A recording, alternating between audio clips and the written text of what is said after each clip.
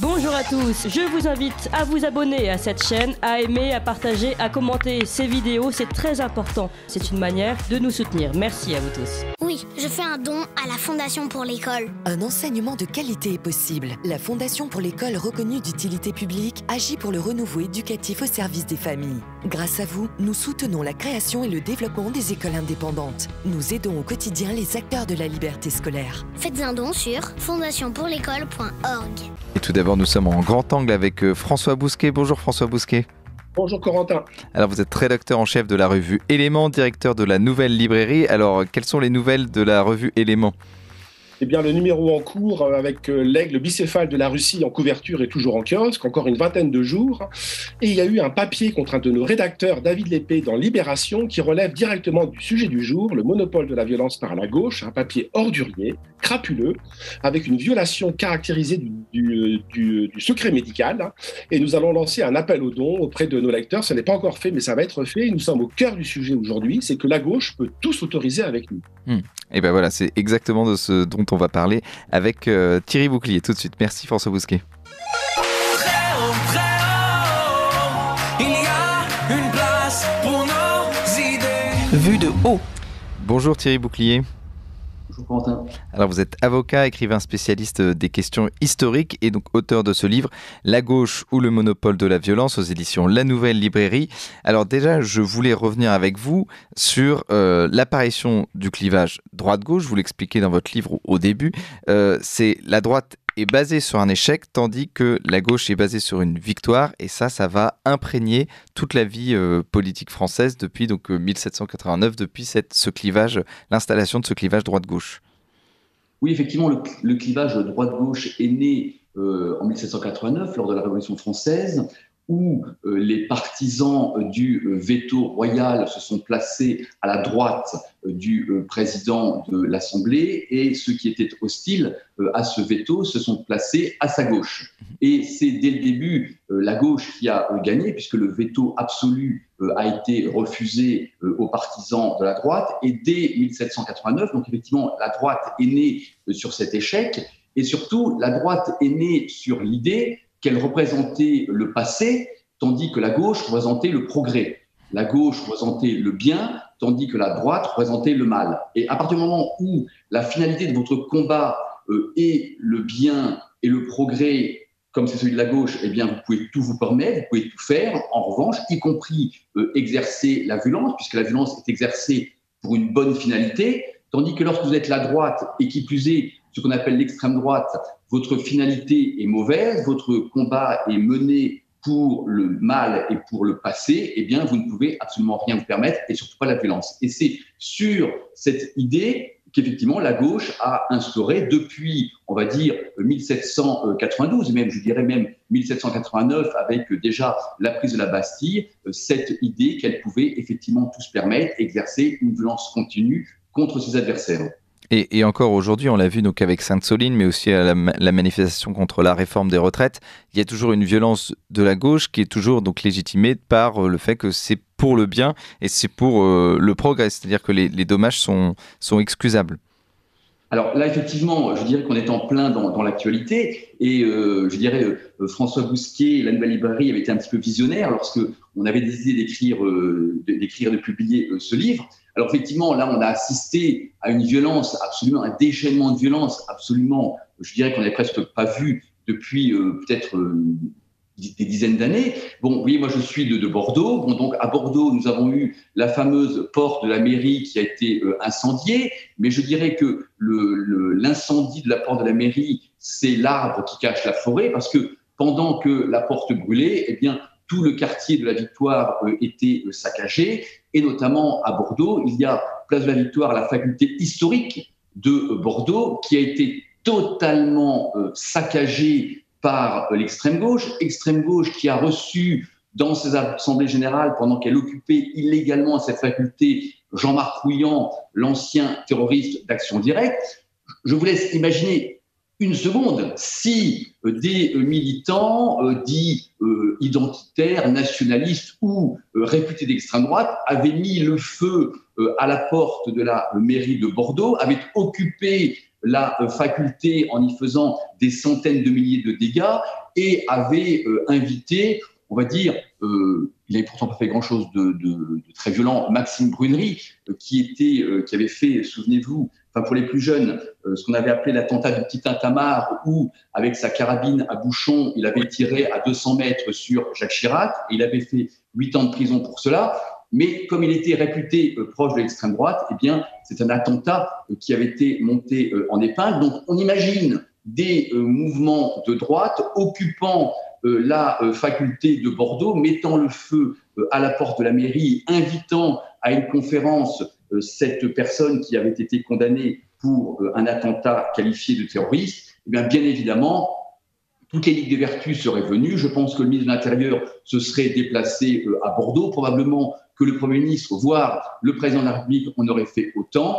Là, je dirais que, cela a été considéré, je dirais, comme des dégâts collatéraux et inévitables dans la mesure où le combat qui était mené par la gauche et par l'extrême gauche était le combat du bien. Et avant... Bouclier.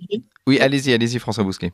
Oui, Thierry Bouclier, il n'y a pas que Rouillant, que Jean-Marc Rouillant, puisque vous vous attardez également sur un autre cas fameux. Toute la gauche progressiste dorée s'en est solidarisée, c'est Cesare Battisti. On n'imagine pas la droite avoir D'abord, elle n'en a pas de Cesare Battisti, mais on n'imagine pas la droite s'en solidariser de cette manière-là et que ce soit accepté par le système. Alors, vous avez tout à fait raison. Effectivement, le cas Cesare Battisti est intéressant. Donc, pour nos auditeurs, il s'agit d'un terroriste d'extrême gauche italien des années 1970. On sait que l'Italie a été frappée pendant toute cette décennie par une vague d'attentats extrêmement meurtriers. Et la gauche française s'est effectivement mobilisée pour Cesare Battisti, dont l'extradition était demandée par l'Italie, dans la mesure où celui-ci avait commis des crimes de sang en Italie. Et effectivement, toute la gauche, aussi bien politique, médiatique, associative, s'est mobilisée en faveur de Cesare Battisti pour qu'effectivement celui-ci ne soit pas extradé vers l'Italie. Et ce type de comportement, effectivement, on ne le verra jamais et on ne pourra jamais le voir à droite. Thierry Bouclier, oui, je voulais revenir sur cette question de la violence légitime, parce que donc évidemment on connaît Max Weber, l'État moderne se caractérise par le monopole de la violence légitime. Vous expliquez donc au fil des décennies, la gauche a acquis le monopole d'une violence légitime. Nul ne saurait lui reprocher d'agresser, de violenter, de casser, de saccager, de détruire, de piller, de censurer, voire de tuer et de massacrer, dans la mesure où sa violence s'exerce toujours pour le triomphe du bien. Alors je voulais revenir sur cette violence légitime qui ne vient pas de l'État, mais qui vient en fait d'un système médiatique qui est en connivence souvent avec les idées proposées par la gauche.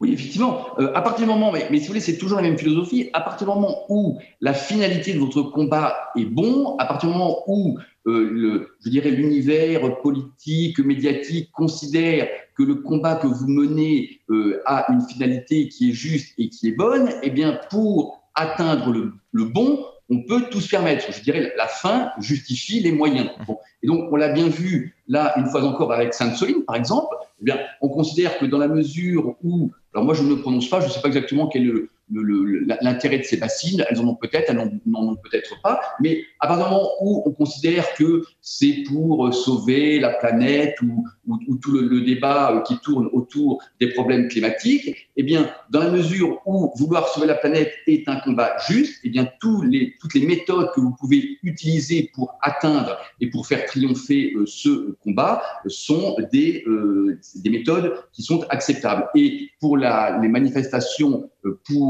contre la réforme des retraites, là encore, il y a les partisans ou il y a les adversaires, mais nous avions encore une gauche qui était mobilisée, une extrême gauche qui était mobilisée contre ce projet de réforme, dans la mesure où la finalité était une finalité juste, c'est-à-dire la suppression de cette réforme considérée comme injuste, eh bien, tous les moyens possibles et imaginables étaient possibles, y compris la pire violence. Fabien Bousquet. François Bousquet, pardon. Oui, restons-en à Max Weber, oui. En réalité, ce monopole, l'État le copartage avec l'extrême gauche, mais également avec la voyoutocratie, pour ainsi dire, puisque dans les banlieues, alors c'est pas exactement la gauche, mais enfin, en tout cas, c'est les alliés de la gauche, hein. Dans les banlieues, ce sont les voyous qui font la loi, c'est le lumpen prolétariat qui fait la loi. Oui, là, vous voyez, nous avons assisté, là, on l'a vu ce week-end, une fois encore, alors maintenant c'est la nouvelle mode, les rodéos dans les supermarchés, où effectivement on voit, mais parfois quand même, on pense toujours avoir touché le fond, mais ce qui est très bien, notamment dans la Macronie, c'est qu'on peut encore aller plus bas. Donc on voit effectivement des motos qui rentrent dans les supermarchés, qui en ressortent, mais nous sommes tous automobilistes, cyclistes ou motocyclistes, mais la moindre d'entre nous qui se permettrait de faire le 10e de cela sur la route serait immédiatement arrêté, verbalisé, sanctionné. Et là, on assiste à une totale impunité. Et effectivement, ce n'est pas la gauche, mais comme le dit François Bousquet, c'est finalement le lumpenprolétariat, effectivement, qui a remplacé le prolétariat traditionnel. Et comme on va dire que ces populations, on va les appeler populations venues d'ailleurs, sont considérées comme des victimes et sont défendues par la gauche, eh bien, on trouve toujours possibilité de les excuser. C'est effectivement l'excuse permanente. Je vous soumets, Thierry Bouclier, un autre exemple qui est arrivé après la rédaction de votre livre. C'est l'affaire, je ne sais pas ce que vous en pensez de cette affaire, Grégoire de Fournas. À la Chambre. Grégoire de Fournas dit un mot anodin qu'il retourne, en plus c'est au pluriel manifestement, qu'il retourne en Afrique. La NUPES se mobilise, tout le monde se solidarise de la NUPES, jusqu'à Ciotti et jusqu'au LR. Là aussi, on a affaire à un deux poids deux mesures. Ce qu'est votre livre, je le rappelle pour les auditeurs et les téléspectateurs, votre livre, c'est une histoire au long cours d'un deux poids deux mesures systématique. Et l'affaire de Fournas le montre aussi à sa façon. L'affaire de Fournas le montre de manière problématique parce que, je dirais, s'il y a un lieu où les débats peuvent être extrêmement vifs, et il suffit de relire les journaux officiels sur la 3e et la 4e République, c'est bien l'Assemblée nationale. Et effectivement, le mot de Grégoire de Fournas n'avait effectivement absolument rien d'ordurier, rien de violent, ni dans la forme ni dans le fond. Mais effectivement, les exemples pourraient être multipliés à l'infini. On a parlé là pendant les grèves sur la retraite, à propos de la réforme de la retraite, la tête d'Emmanuel Macron qui avait été mis comme ballon de football au bout d'un pied, je crois, d'un député ou d'un parlementaire de la NUPES. Et donc, plusieurs personnes se sont émues, probablement à juste titre, et bien évidemment, la NUPES a dit que c'était quelque chose de tout à fait risible, que cela n'avait absolument rien de choquant, mais on se souvient de l'exemple, alors c'est plus ancien, c'était en 1997 ou 1998, Jean-Marie Le Pen qui tenait une réunion à Strasbourg et qui était arrivé parce que la mairie de Strasbourg, la maire à l'époque était Madame Trottmann et qui avait mené toute une campagne pour empêcher le congrès du Front National de se tenir à Strasbourg, et Le Pen était arrivé sur la scène avec la tête de Madame Trottmann sur un plateau. Je pense qu'il avait été poursuivi peut-être pour cette action, mais en tout cas, il y avait eu dès le soir, le 20h, toute la télévision, les journaux, les radios s'étaient mobilisés pour la gauche, la première évidemment, l'extrême gauche évidemment, pour dénoncer cette, blague de potache de Le Pen. Donc quand c'était Le Pen, c'était effectivement un scandale d'État. En revanche, lorsque c'est un député de la NUPES qui fait exactement la même chose, eh bien, cela doit passer et ne doit pas être critiqué. Est-ce que tout à fait d'accord avec vous, c'est la gauche qui a la main depuis 89, et comme disait Albert Thibaudet, c'est le mouvement Sinistre Gire, le monde penche à gauche depuis 89. Mais est-ce qu'il ne penche pas à gauche parce que son adversaire, la droite, a renoncé à l'attaquer? En réalité, la gauche n'est forte que des faiblesses de la droite. Si je donnais l'exemple de Fournas, c'est parce que Ciotti s'est solidarisé de Mélenchon, au lieu de se solidariser de Marine Le Pen. Alors, effectivement, la droite, a peur d'être la droite, puisque, effectivement, elle est assimilée depuis 200 ans au mal et au passé. Eh bien, je dirais qu'elle est toujours à la remorque de la droite, en lui courant après, pour montrer qu'elle aussi peut être l'avenir et le bien. Et donc, il y a effectivement cette droite, et puis il y a ce qu'on appelle, sans jamais la définir, l'extrême droite.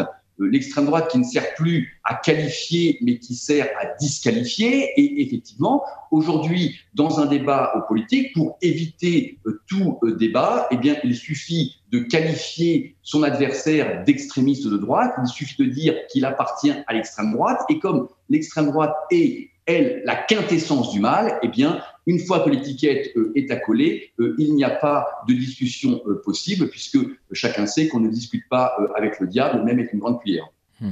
Et on va voir dans ce livre le deux poids, deux mesures entre les violences de droite et les violences de gauche, comment elles sont traitées historiquement et médiatiquement. Mais d'abord, je voulais revenir sur les méthodes des journalistes utilisées.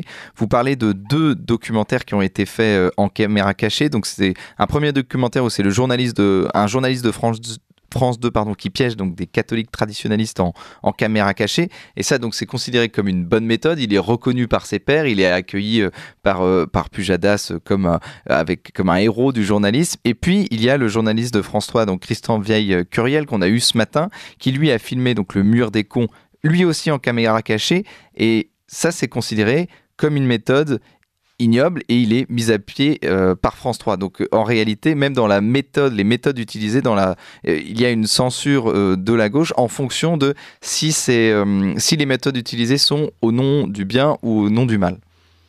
Oui, alors juste une petite correction, c'était Christian Veyrenal. Veyrenal, pardon, excusez-moi, on l'a eu ce matin. Alors là, effectivement, c'est tout à fait flagrant et emblématique, où effectivement, il y a une dizaine d'années, ça se passait d'ailleurs à Bordeaux, en caméra cachée, l'émission s'appelait Les Infiltrés par référence au film, où effectivement il y avait eu pendant 6 mois une infiltration dans cette école où une personne s'était fait passer pour un enseignant et puis filmer. Et bien évidemment, quand vous filmez des collégiens, vous pouvez toujours attraper des mots qui peuvent être violents. Et donc, la méthode utilisée, la caméra cachée, avait été encensée par la presse qui avait dit c'est très bien, il faut filmer ces gens-là de manière cachée parce que sinon ils ne dévoilent pas leur véritable personnalité, et l'émission avait été diffusée à la télévision. Et en revanche, lorsque Christian Veyrenal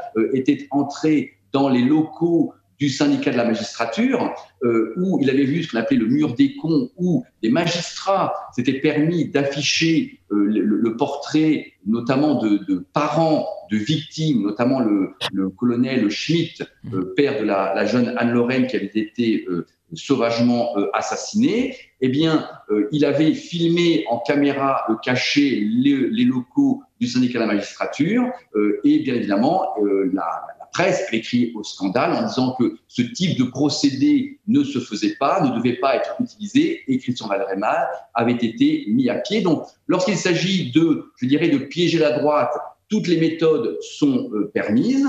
Lorsqu'il s'agit, de faire la même chose avec la gauche, eh bien, de telles méthodes sont absolument interdites et condamnées. Et vous parlez Allez-y, François Bousquet. Oui, non, simplement, on retrouve ce même clivage entre la notion d'amalgame. Dès que la droite dit, par exemple, que c'est un attentat islamiste, islamophobie, pas d'amalgame. En revanche, la gauche s'est spécialisée dans la thèse du climat, dans la théorie du climat. Si je dis ça, c'est parce que vous vous attardez longuement sur l'affaire de l'attentat de la rue Copernic. Et nous, à Éléments, à la Nouvelle Droite, on en a été les victimes collatérales majeures, puisqu'on a accusé l'extrême droite d'avoir fait cet attentat en 1980, qui a fait 4 morts et une vingtaine de blessés. En réalité, c'était un musulman qui a fait cet attentat, il y a un arabe. Et bien, on parlait à l'époque d'un climat. C'était un climat nourri par l'extrême droite qui tenait le Figaro Magazine. Donc là, pour le coup, il y a de l'amalgame. En revanche, quand nous disons que c'est Mohamed Merah qui a fait les attentats de Toulouse, pas d'amalgame. Toujours le 2 poids 2 mesures, toujours le hiatus. Oui, on l'a retrouvé encore avec, je n'ai plus son prénom en tête, vous voyez, même moi j'ai oublié cette petite jeune fille qui avait été massacrée dans le 19e arrondissement. Lola. Oui.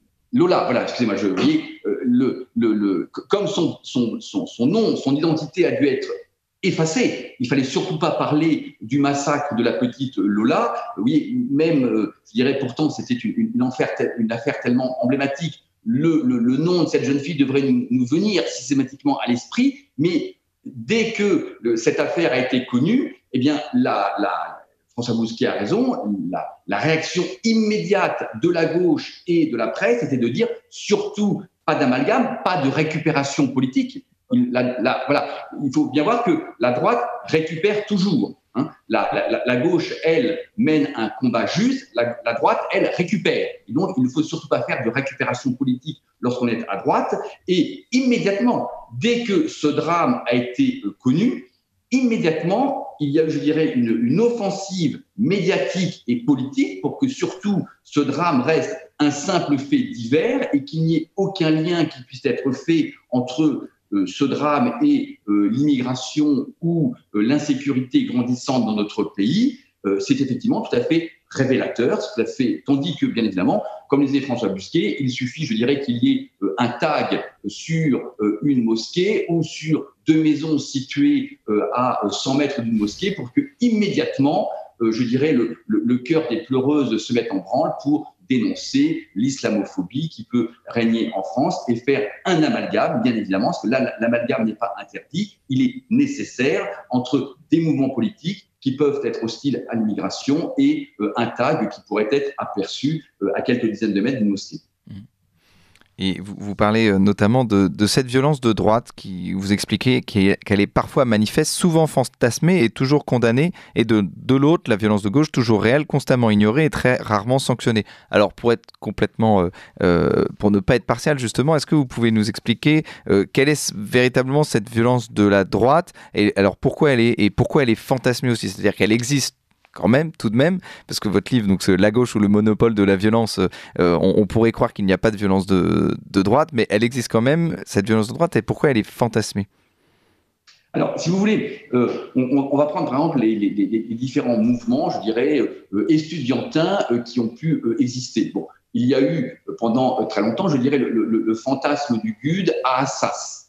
Donc, effectivement, le GUD est un mouvement étudiant qui a existé, qui existe peut-être d'ailleurs toujours, et qui, comme je dirais, qui était le successeur du mouvement Occident dans les années 60. Et il est tout à fait exact que ces mouvements étudiants, eh bien, ont pu faire le coup de poing et ont pu user ou abuser de violence, comme la gauche peut le faire, mais je dirais dans des proportions qui n'ont absolument rien à voir, et surtout, les quelques violences que ces mouvements ont pu exercer ont été systématiquement condamnées, ce qui n'est pas le cas, comme nous disons depuis le début, pour la gauche. Je vais vous prendre un exemple, deux comparaisons. Voyez-vous, chacun se souvient de l'affaire Malik Oussekine. Donc Malik Oussekine, pour les plus jeunes d'entre nous, vous avez eu des manifestations en 1986, en novembre et décembre 1986. C'était alors Jacques Chirac qui était Premier ministre, c'était pendant la première cohabitation. Il était Premier ministre de François Mitterrand et il y avait une réforme des universités qui était envisagée, la réforme du ministre Alain Devaquet. Toute la gauche s'est mobilisée contre cette réforme. La violence a progressé, monté, je dirais, en degrés dans les rues de Paris. Et un soir, malheureusement, un jeune garçon qui était proche des manifestations a été frappé par des policiers. Et ce garçon qui s'appelait Malik Oussekine, qui était de santé, malheureusement pour lui, assez fragile, est décédé. Bon. Donc, bien évidemment, toute la gauche s'est mobilisée pour faire de Malik Oussekine, qui n'avait pas de rapport avec les manifestations, un martyr. Et suite au décès de ce jeune garçon, décès tout à fait regrettable, ce n'est absolument pas contestable, le projet de loi a été supprimé. Bon. Ça, c'était en 1986. 4 ans plus tard, vous avez un militant du GUD, Sébastien Desieux, qui participe à une manifestation à Paris. Cette manifestation est violemment réprimée par la police. Sébastien Desieux cherche à quitter le lieu de la manifestation. Il se réfugie dans un immeuble et on ne saura jamais vraiment ce qui s'est passé. Il tombe du 7e étage, je crois, et se tue. Bon. Eh bien, vous aviez eu une mobilisation extrême pour Malik Oussekine et son nom nous vient systématiquement à l'esprit près de 40 ans après les faits. Et malheureusement, pour le pauvre Sébastien Desieux, qui était comme Malik Oussekine, un jeune étudiant d'une vingtaine d'années, eh bien, je pense que 99% des Français n'ont jamais entendu parler de Sébastien Desieux. Pourquoi une telle différence ? Eh bien, parce que dans un cas, vous aviez un jeune maghrébin qui a été récupéré par la gauche et par l'extrême gauche, et dans l'autre cas, vous aviez un jeune étudiant militant qui était classé à droite et dont la mort n'a intéressé absolument personne, et en tout cas pas les grands partis politiques et les journaux et les télévisions. On va revenir sur votre livre La gauche ou le monopole de la violence avec vous, Thierry Bouclier, on rappelle aux éditions La Nouvelle Librairie. Et nous sommes avec vous aussi François Bousquet, rédacteur en chef de la revue Éléments, directeur aussi de La Nouvelle Librairie. Et on va, en attendant, il est 9h, quasiment 9h, c'est l'heure du bulletin d'actualité d'Adèle Rosner. Ligne droite. Très haut, il y a une place pour nos idées. Vue de haut. Et nous sommes avec Thierry Bouclier, avocat et écrivain spécialiste des questions historiques, et François Bousquet, rédacteur en chef de la revue Éléments, directeur de La Nouvelle Librairie. François Bousquet, vous avez une question pour Thierry Bouclier ? Oui, rester sur ces fantasmes, même si les violences d'extrême droite existent, la qualification a été, Thierry Bouclier l'a bien dit, ici qualifier c'est disqualifier, donc je retiens, de la droite peuvent exister, elles sont quand même néanmoins très très largement fantasmées. J'en veux pour preuve la commission d'enquête parlementaire en 2019 contre les violences d'extrême droite. Or, il n'y a jamais eu de commission d'enquête parlementaire, donc du Parlement, de l'Assemblée nationale, sur les violences d'extrême gauche, même si une députée socialiste en a demandé la mise en place, la mise en œuvre, ça n'a jamais été le cas. Revenons à ce fantasme. Depuis 3-4 ans, on nous dit que les RG sont obsédés par deux formes de violence et de terrorisme, celui de l'extrême gauche et de l'extrême droite. Or, moi, j'ai en tête les pieds nickelés, je crois que c'est les barjols, je ne vais pas dire de bêtises. Il suffit de retirer une lettre, c'est les barjols. Quand on s'intéresse à l'affaire, ce n'est pas grand-chose, c'est quand même des pieds nickelés. Et on en a fait tout un plat, tout un pataquès. Pourquoi, là encore, cet énorme écart ? Oui, alors effectivement, je crois que l'extrême droite a deux qualités. Elle n'existe pas, mais elle est partout. Voilà.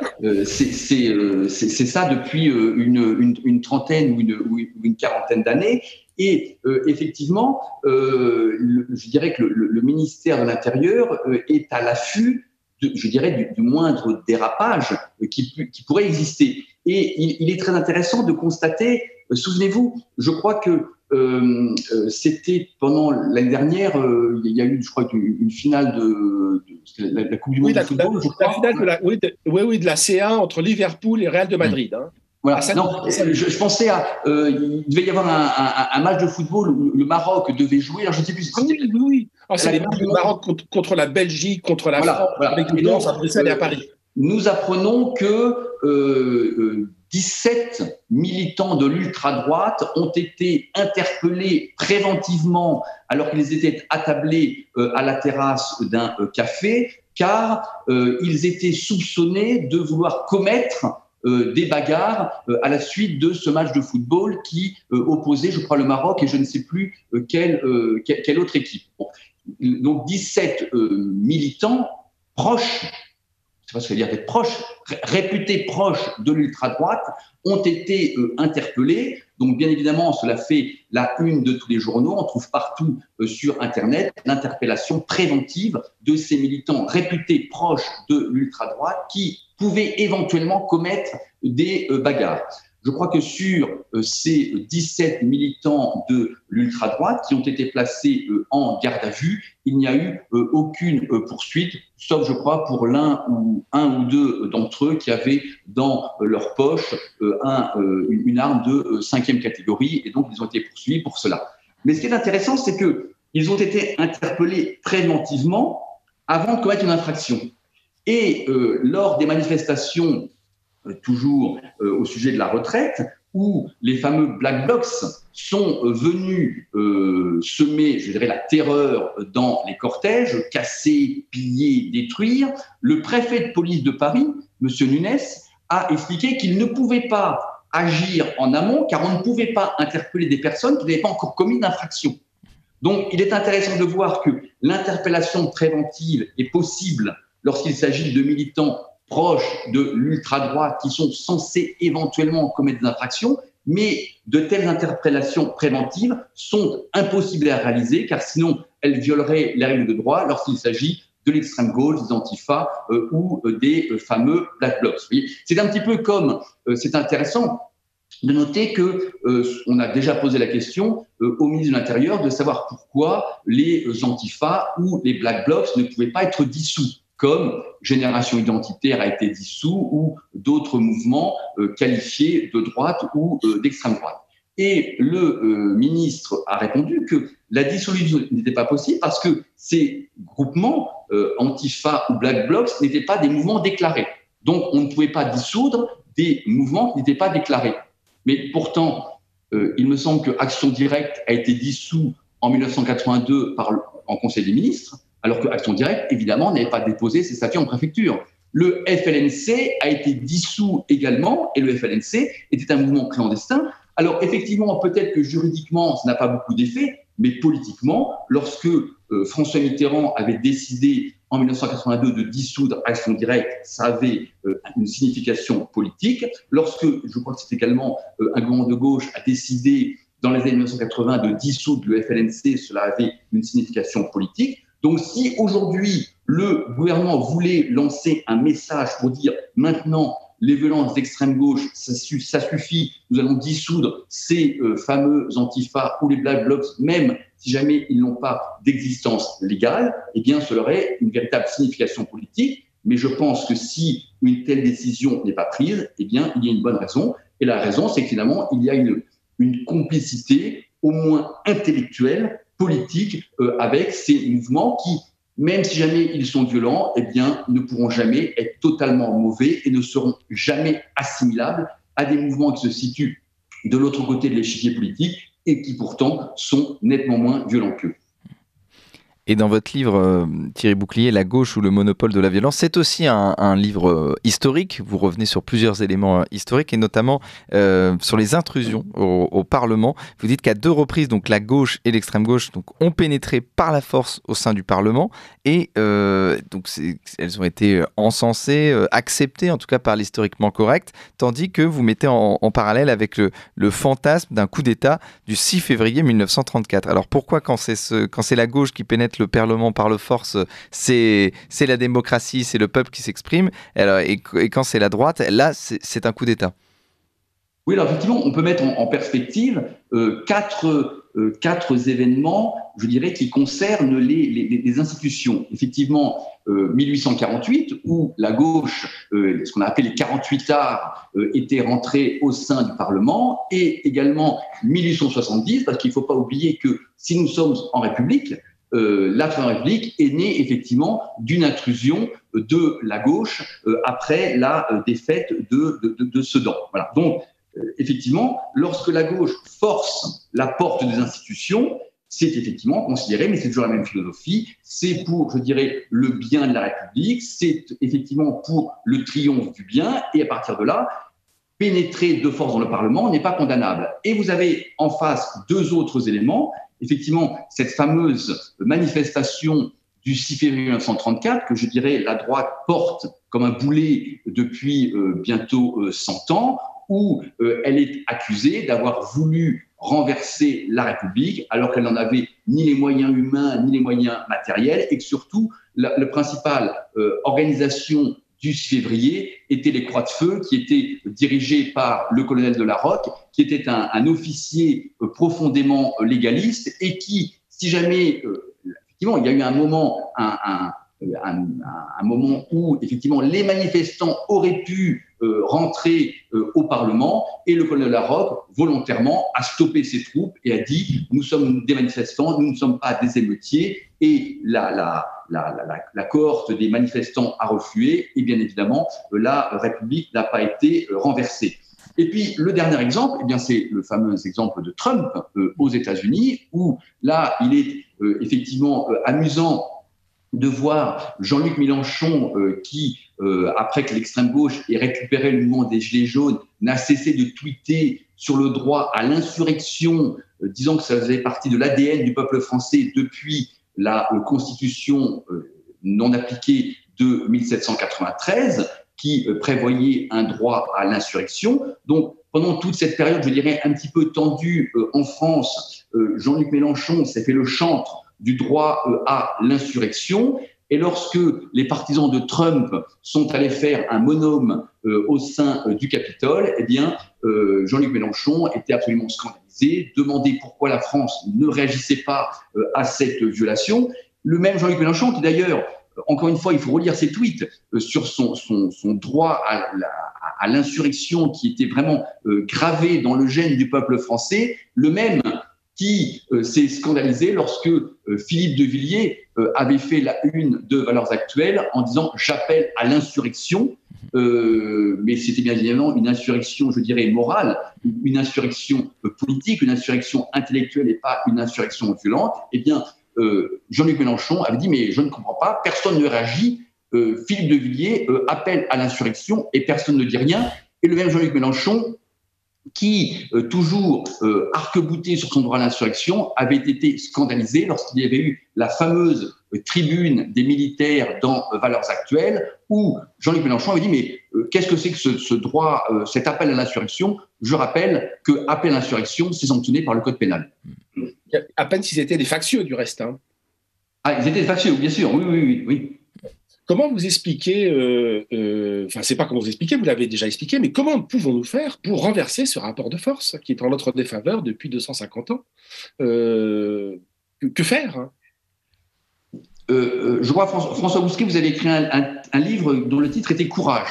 Voilà. Je crois qu'effectivement, il faut quand même un minimum de courage. Voilà. C'est vrai que lorsqu'on a vu Éric Ciotti courir après la gauche à propos des fameux propos du député Grégoire de Fronas, on se dit que ce n'est pas le courage qui l'étouffe. Voilà. Je dirais même Bruno Retailleau avait, je dirais, soutenu et François-Xavier Bellamy avait soutenu le député Grégoire de Fronas. Donc, je pense qu'il faudrait que la droite, je dirais, fasse un peu une révolution de l'esprit et cesse effectivement de considérer que la gauche a toujours raison, que finalement la gauche est son modèle et qu'elle renonce à vouloir l'imiter. Et puis, je dirais qu'elle remette un petit peu la gauche à sa place. Il est quand même incroyable, nous sommes en 2023 et que l'on continue, je dirais, mais personne n'en parle, de chanter l'international, de vanter Pol Pot, de vanter la terreur de 1793, de vanter Staline, de vanter la révolution russe. Si vous voulez, tout ce qu'on appelle ce travail de mémoire qui a pu être fait par rapport à ce qui s'est passé pendant la guerre, les années 1930 et 1940, la gauche ne l'a jamais fait. Et la gauche maintient effectivement, je dirais, son prisme idéologique sur la presse et sur l'ensemble de la pensée. Je crois qu'il faudrait effectivement qu'un jour, la droite fasse preuve de courage et qu'elle ait effectivement la force de remettre la gauche à sa place. Et vous parlez... C'est compliqué de pouvoir parler de tout votre livre, tant il est riche, Thierry Bouclier, donc ce livre, La gauche ou le monopole de la violence. Vous parlez notamment des mouvements de la rue, donc la rue qui a été monopolisée aussi par la gauche, qui aujourd'hui, depuis 10 ans, notamment avec la Manif pour tous, la droite a aussi un petit peu récupéré la rue, et puis aussi l'agitprop, donc l'agitation propagande, qui était plutôt pour Greenpeace, pour des associations pour l'environnement, des associations plutôt de gauche. Maintenant, ça existe aussi avec Génération Identitaire. Est-ce que la droite a tenté aussi de copier, de reprendre les armes de la gauche, c'est-à-dire la rue, mais aussi l'agitation propagande? Oui, mais c'est vrai que la droite a été très rapidement coupée dans son élan. Il y avait ce concept qui avait été inventé par la gauche, par Jean-Christophe Cambadélis, qui s'appelait le harcèlement démocratique.